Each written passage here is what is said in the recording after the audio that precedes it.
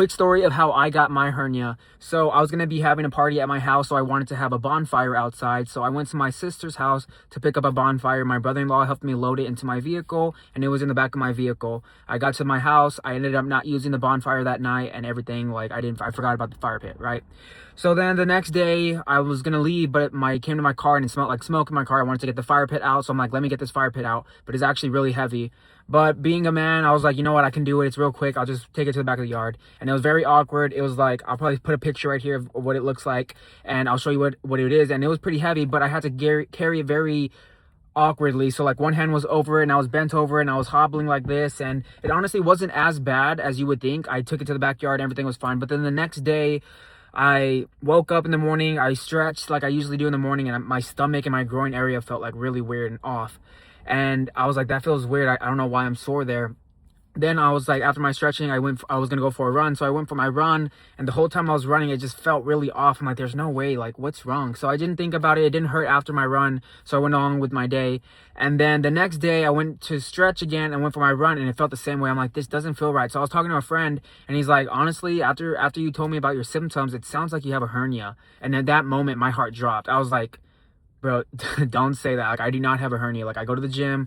I'm not supposed to have a hernia. It's going to mess up my whole routine. I don't have a hernia. But after he said that, my mind started thinking. I was like, I need to get this checked out.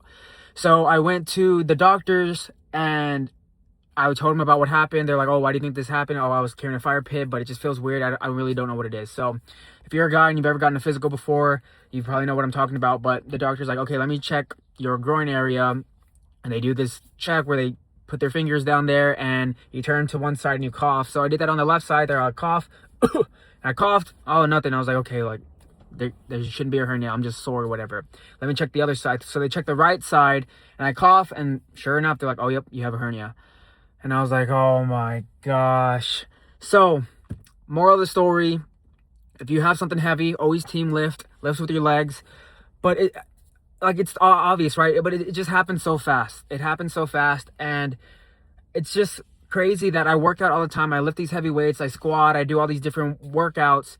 But the way I get the hernia is whenever I'm carrying a dumb fire pit. So if you're going to the gym, don't think you're going to get a hernia because you're going to the gym and lifting heavy weights. It's only whenever you're doing really awkward lifts, not lifting with your legs or awkwardly bent over. I highly do not recommend you bend over when you're lifting things. Use someone else to help you there. And if you can't lift it yourself, then just leave it there and wait for the next time. But that is a story of how I got my hernia. Hopefully this story scares you into lifting correctly and not incorrectly lifting things in the future.